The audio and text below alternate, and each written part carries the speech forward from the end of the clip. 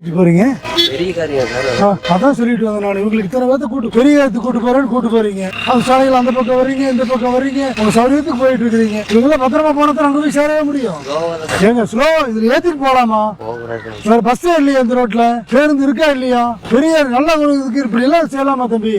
வண்டி வேற வண்டி இல்லைங்க சார். கிராமம் பஸ் வசதி இல்லாதனால பஸ் வசதி இல்லையா? எந்த ஒரு கிராமத்துல? அவங்க பேர் என்ன பேருங்க? இதுல போக கூடாதுமா. நீங்க பெரிய இடத்துக்கு போறேன்னு சொல்றீங்க, நல்ல விஷயம். இப்படி எல்லாம் பண்ணலாமா?